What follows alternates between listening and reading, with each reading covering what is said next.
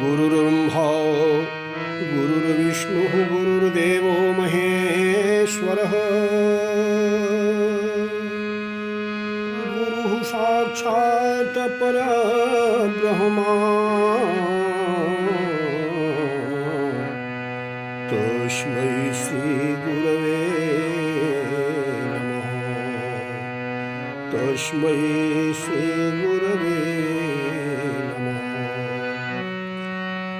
नमोऽस्तु ते व्यासि विशालबुद्धे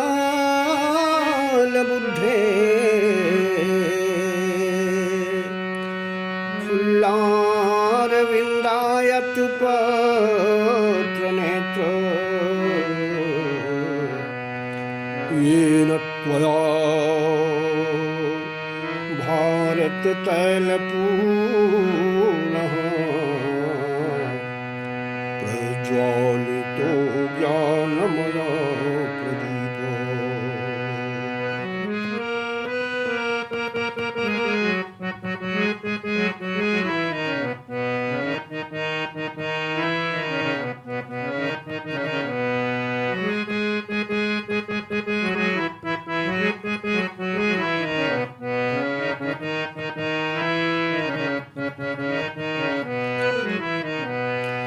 यत् कीर्तनम् इति स्मरणं यदीक्षणं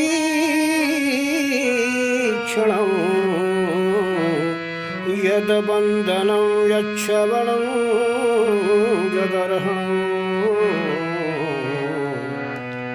करोति लोकयशं सद्यः पापा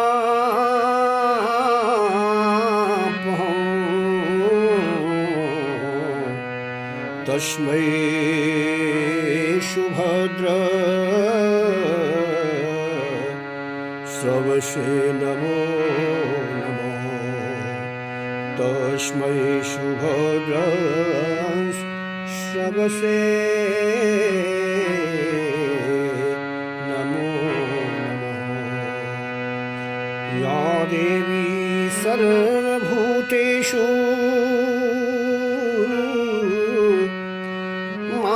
मातृरूपेण संस्थिता नमस्तस्यै नमस्तस्यै नमस्तस्यै नमो नमः। नमस्तस्यै नमो नमः।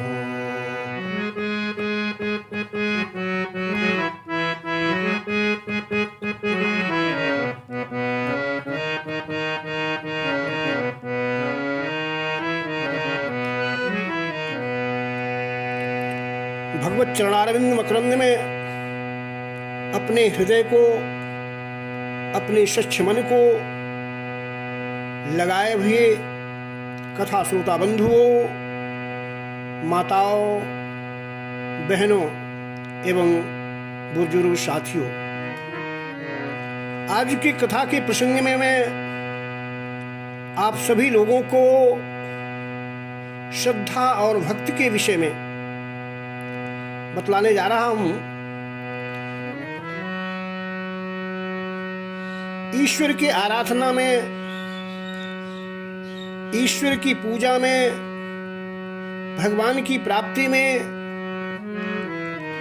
भक्ति का और श्रद्धा का मित्रों बहुत बड़ा महत्व है।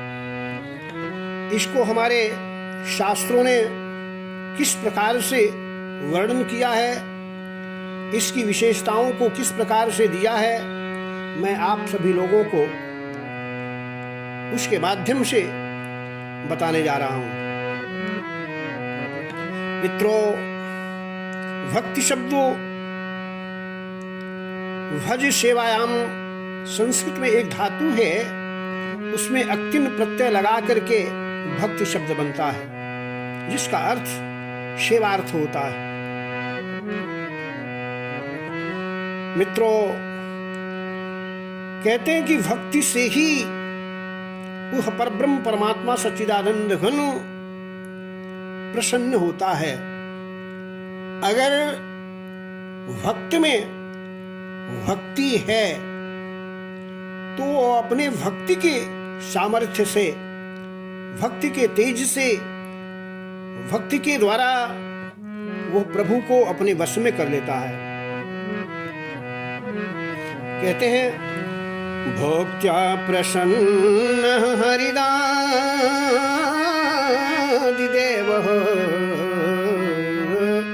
हरिरादिदेव। वो आदिदेव परम परमात्मा सच्चिदानंद घन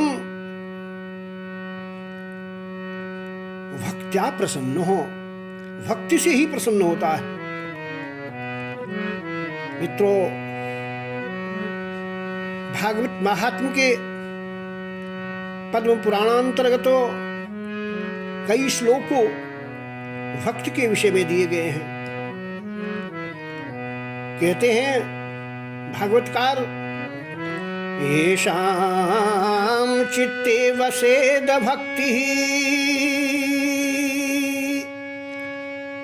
सर्वदा प्रेम रूपिणी।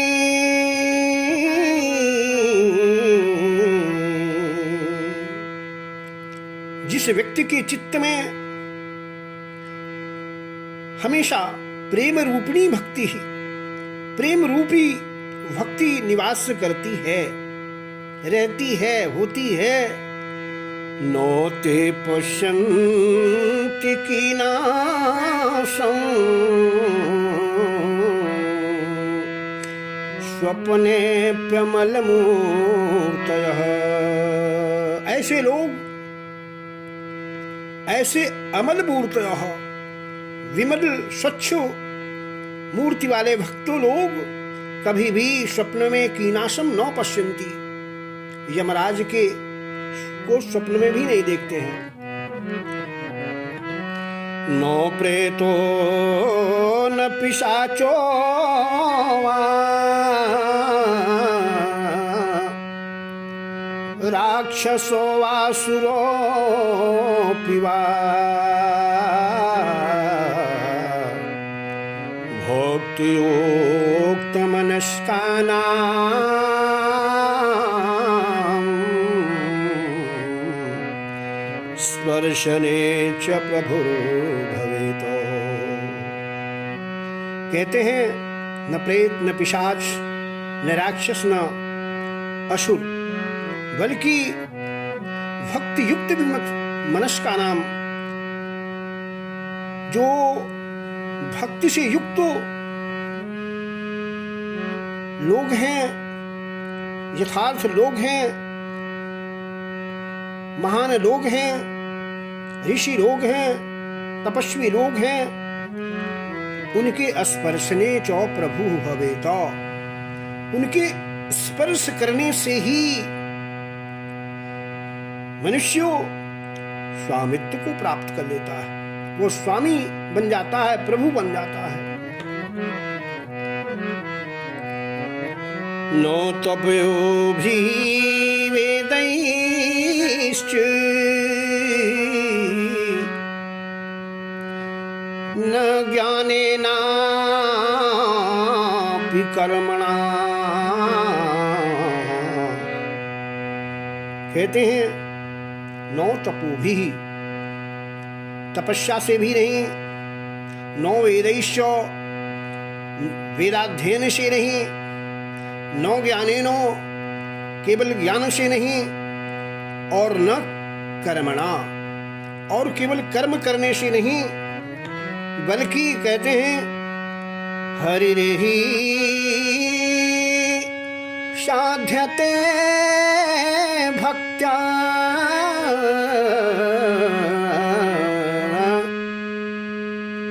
हरिर ही साध्यते भक्त्या, निश्चित रूप से भक्ति के द्वारा हरि को साधा जा सकता है। भक्ति से भगवान को प्राप्त किया जा सकता है। कहते हैं प्रमाणम तत्र गोपिकाः। इस संबंध में अगर देखिए तो गोपिकाएं ही इसका बहुत बड़ा प्रमाण है। आपने देखा, आपने तमाम भागवत की कथा को सुना होगा। गोपिकाओं ने अपने भक्ति के द्वारा, अपने पवित्र प्रेम के द्वारा भगवान श्री कृष्ण को जैसी भी चाहा वैसे अपनी उंगली पर नचाया है। इसलिए मेरे मित्रों, कहते हैं कि प्रभु को अगर प्राप्त करना है तो अपने अंदर, अपने हृदय में अविचल भक्ति को, निर्मल भक्ति को लाना होगा, तभी उस प्रभु को प्राप्त कर सकते हैं। नृणां जन्म सहस्रेण भक्तौ प्रीतिर्हि जायते,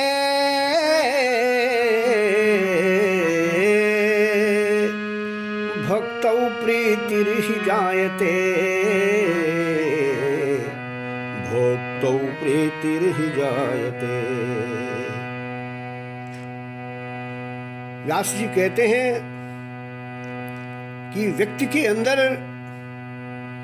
कोई जरूरी नहीं कि हमेशा हमेशा प्रीति उत्पन्न हो, भक्ति उत्पन्न हो। भक्ति की प्रीति हजारों हजारों वर्षों में, जन्मों में कभी कभार व्यक्ति के अंदर, जीव के अंदर उत्पन्न हुआ करती है। ओ कलौ भक्ति कलौ भक्ति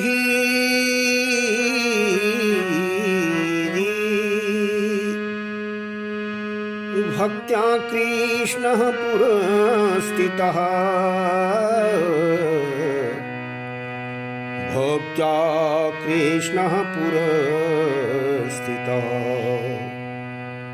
यहाँ कहते हैं कलौ भक्ति ही, कलौ भक्ति ही। दास जी लिखते हैं कि अगर इस कलियुग में प्रभु को प्राप्त करना है तो आपको अपने हृदय में निर्मल भक्ति को लाना होगा।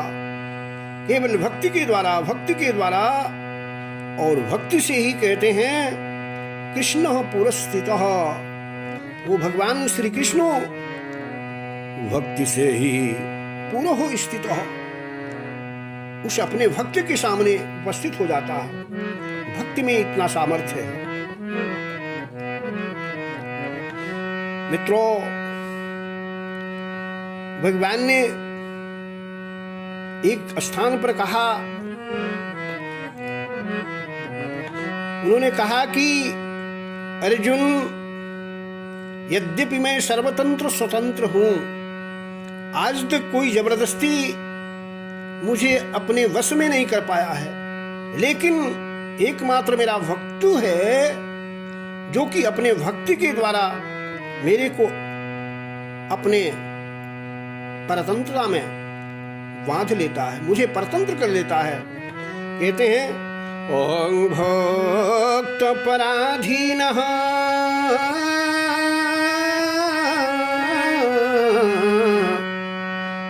भक्त पराधीनः,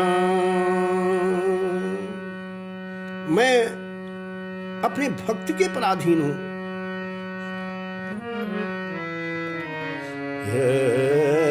स्वतंत्र द्विजो, हे द्विजो, यद्यपि मैं अस्वतंत्र हूं,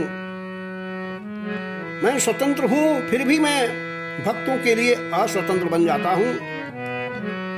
मद भक्ता यत्र ध्यायन्ति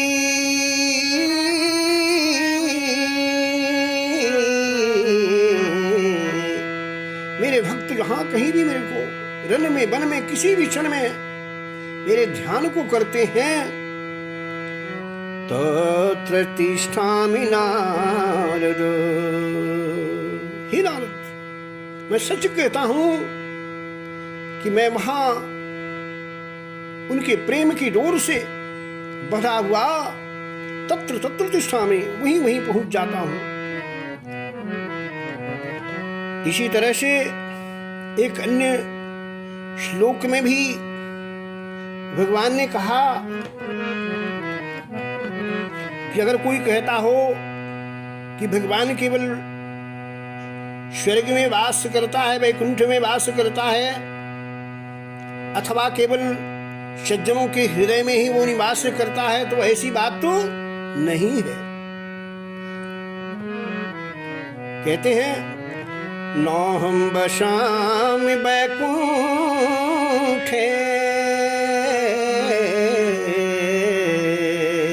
अहम वैकुंठे न बसामि, मैं केवल वैकुंठ में ही नहीं रहता, सुजनस्य हृदये न च,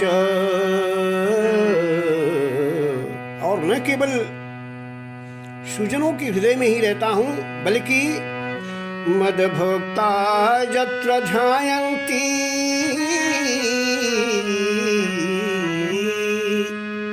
तत्र तिष्ठामि नारद, तत्र तिष्ठामि नारद।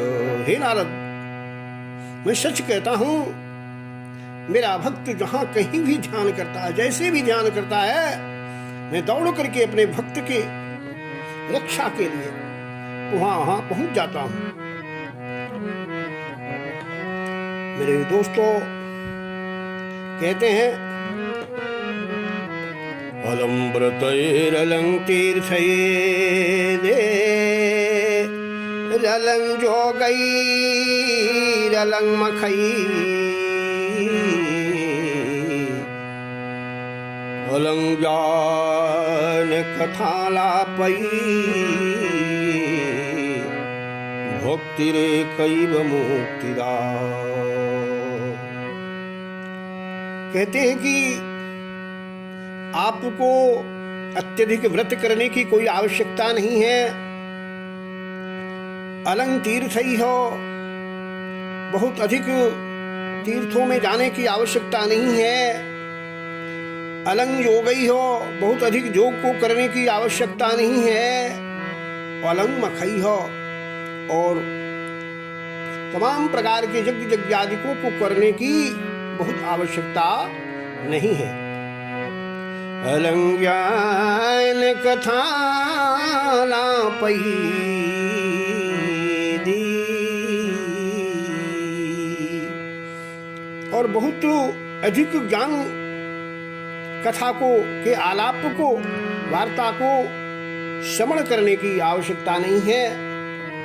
हाँ, कहते हैं भक्ति रेकैव मुक्तिदा, अपने हृदय में निर्मल भक्ति को ला करके आप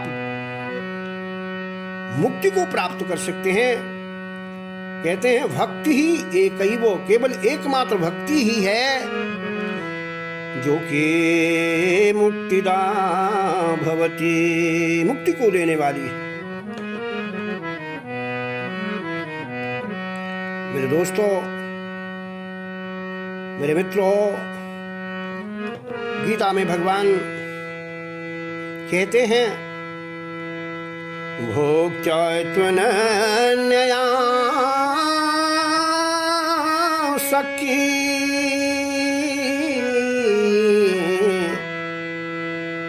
अहमेवं विधोर्जुन। हे अर्जुन, मैं तुमसे सत्य कह रहा हूं, अहम अनन्या भक्त्या शक्यो, मैं अनन्य भक्ति के द्वारा, नो अन्य हो अनन्य हो, अर्थात एक निष्ठ होकर के जो भक्तों मेरे की उपासना करता है, मेरी पूजा करता है, मेरा ध्यान करता है, जातुम द्रष्टुम च तत्वेन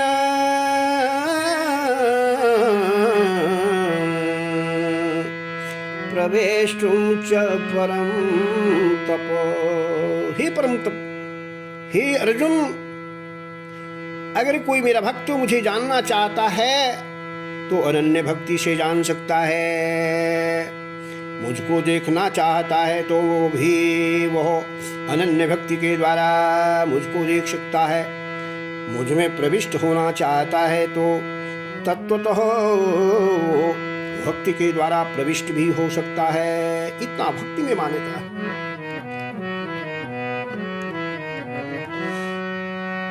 गीता में ही 6ठे अध्याय के 47वें श्लोक में भगवान अर्जुन से कहते हैं, श्रद्धावान भजते जो माम्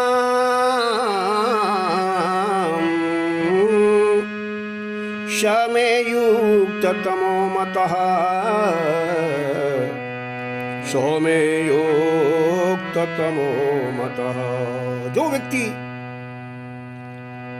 श्रद्धा से और श्रद्धावान होकर के मेरे को भजता है, मेरी आराधना करता है, मेरी पूजा करता है, मेरी अर्चना करता है, तो निश्चित रूप से वो मेरे लिए सर्वाधिक प्रिय हुआ करता है।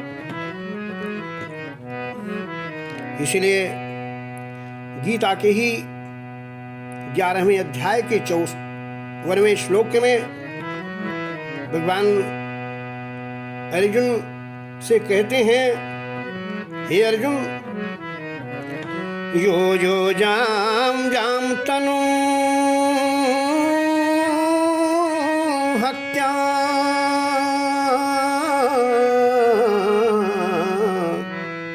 श्रद्धयार्चितुमिच्छति श्रद्धयार्चितुमिच्छति। जो व्यक्ति मेरे जिस स्वरूप को लेकर के श्रद्धा से और भक्ति से अर्चितुमिच्छति पूजना चाहता है, आराधना करना चाहता है, तो तस्य तस्याचलां श्रद्धां तामेव विदधाम्यहम् तामेव विदधाम्यहम्। मैं अपने उस भक्ति में उसी स्वरूप से युक्त होकर के उस अपने भक्त के हृदय में अचल श्रद्धा को वैसा ही विदधामि दिया करता हूं, बढ़ाया करता हूं।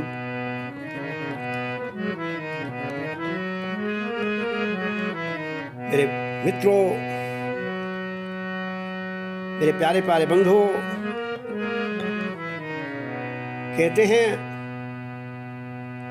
कि अगर कोई व्यक्ति किसी भक्त से द्रोह करता है, किसी की भक्ति से द्रोह करता है, तो ऐसे लोग तीनों लोकों में शीदंती दुखी हुआ करते हैं।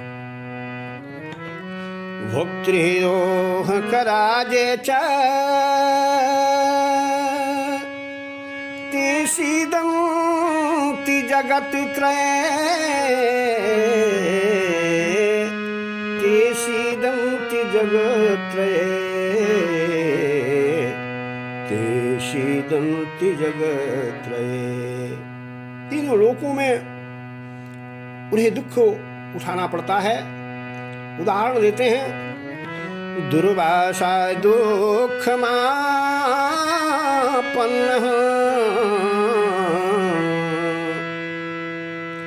पुरा भोक्ति विनिन्दकः पुरा भोक्ति विनन्दकः।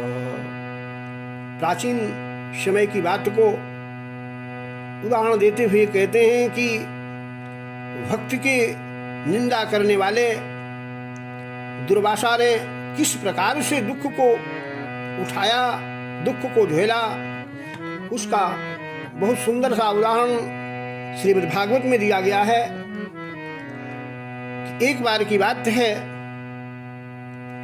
कि दुर्वासा ऋषि अम्बरीश जी के यहाँ अतिथि के रूप में पहुंचते हैं। उस समय अम्बरीश जी एकादशी का व्रत किए हुए थे, त्रिदिवसीय 3 दिनों तक होने वाले। उसी बीच वो ये द्वादशी के दिन अतिथि के रूप में इनका पहुंचना होता है। उधर इनको आया हुआ जान करके अम्बरीश जी ने द्वादशी को संध्या काल में अपना व्रत तोड़ करके तीर्थ का जलपान किया और उधर सायंकाल दुर्वासा जी नदी में स्नान करने चले जाते हैं। वहां से आने पर जब उनको मालूम होता कि ऐसी बात है, अम्बरीश ने मेरा तिरस्कार कर दिया, वो तो भगवान नारायण का व्रत करके अपने व्रत को तोड़ा है। इसी पर वो अम्बरीश के ऊपर बड़ा क्रोधित हो जाते हैं, क्रुद्ध हो जाते हैं।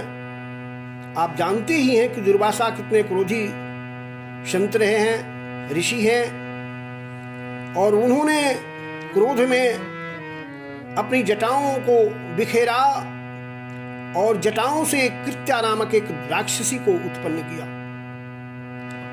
वो राक्षसी अम्बरीश को मारने के लिए दौड़ती है। उसी समय भगवान विष्णु को ज्ञात होता है। तुरंत उन्होंने अपने सुदर्शन चक्र को उस कृत्या नामक राक्षसी को मारने के लिए भेजा। सुदर्शन चक्र ने तुरंत पहुंच करके उस कृत्या को मार दिया। इसके बाद वो सुदर्शन चक्र दुर्वासा के पीछे पीछे लग लिया। दुर्वासा देख करके सुदर्शन को भागने लगे। वो जहां जहां जाते चक्र उनके पीछे पीछे मारने के लिए दौड़ता रहा। इस प्रकार से भागते दुर्वासा परेशान हो जाते हैं। देखते हैं कि अरे चक्र तो मेरे पीछे ही आ रहा है। अंततो गत्वा वो भगवान नारायण के विष्णु की शरण में जाते हैं। कहते हैं भगवान मेरी रक्षा कीजिए, मैंने बड़ा गलत किया था, आपके भक्त के ऊपर मैंने क्रोध करके कृत्या नामक राक्षसी को मारने के लिए भेजा, लेकिन आपका अस्त्र जो है उल्टा उसको मार करके मेरे पीछे पीछे उसको ही मारने के लिए दौड़ रहा है। प्रभु रक्षा कीजिए। ऐसी स्थिति में भगवान विष्णु ने कहा दुर्वासा आप मेरे यहां नहीं, आप उस भक्त के पास जाइए, वो भक्त ही आपकी रक्षा कर सकता है, मैं आपकी रक्षा नहीं कर सकता। इस प्रकार से दुर्वासा वहां से भी निराश होकर के अम्बरीश के यहां पहुंचते हैं। इस प्रकार से अम्बरीश दुर्वासा का ही आगमन देख रहे थे कि अभी दुर्वासा मेरे पास आएंगे, अतिथि के रूप में मैं उनका स्वागत करूंगा, उनको अच्छे अच्छे भोजन कराऊंगा।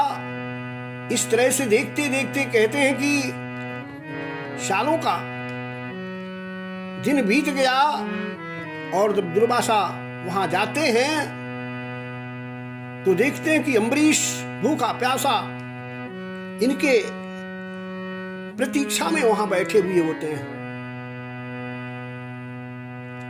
दुर्वासा दौड़ करके अम्बरीश के चरणों में गिरते हैं। अम्बरीश मेरी रक्षा करो, मेरी रक्षा करो, नहीं तो ये चक्र मुझे मार देगा, मेरी रक्षा करो, तुम भगवान के भक्त हो, मैं बहुत बड़ी गलती किया हूं, मैं समझ नहीं पाया तुम्हारे इस भक्ति के महत्व को। अंततो गत्वा अम्बरीश ने उस चक्र से स्तुति किया, अनुनय किया, प्रार्थना किया, महाराज आप दुर्वासा जी को छोड़ दीजिए, ये मेरे अतिथि हैं, मैं अपने अतिथि की रक्षा के लिए या तो आप मुझे ही मार दीजिए, लेकिन दुर्वासा को न मारिए। इस प्रकार से वो चक्रो फिर अनुनय विनय के बाद भगवान विष्णु के पास चला जाता है और दुर्वासा की रक्षा करता है, रक्षा होती है। और अम्बरीश ने प्रसन्न होकर के उस दुर्वासा का आतिथ्य सत्कार किया। इसलिए मित्रों कहते हैं कि कभी भी किसी भक्त को उसकी भक्ति से छेड़खानी नहीं करनी चाहिए। अगर आप ऐसा करते हैं तो वही जो श्लोक में कहा गया कि भक्ति ही द्रोह कराजे चौ ते शीरंति जगत्रये, जो भक्ति से द्रोह करने वाले लोग हैं ऐसे लोग तीनों लोकों में ही शीरंति दुखी हुआ करते हैं। मेरे मित्रों, इस प्रकार से आइए हम देखते हैं पुराणों ने भक्ति की किस प्रकार से महिमा अन्यत्र वर्णित किया है। एक अन्य पुराण में कहते हैं, सकल भुवन मध्य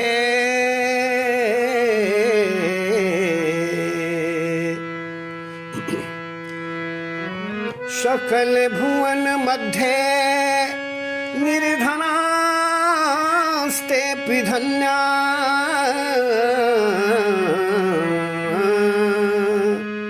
निर्धनास्ते धन्या।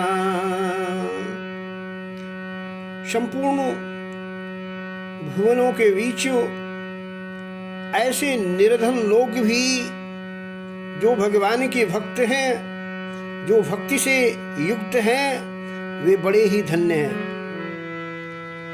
निवसति हृदय जैसाम, जिनके हृदय में निवसति हृदय जैसाम श्री हरेर भक्ति रेखा,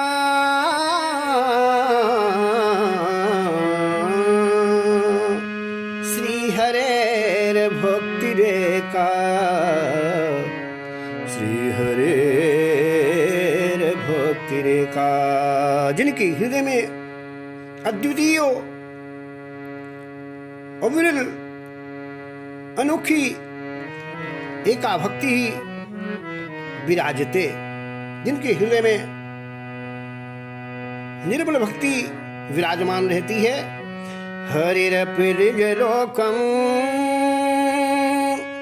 सर्वथा तो विहाय,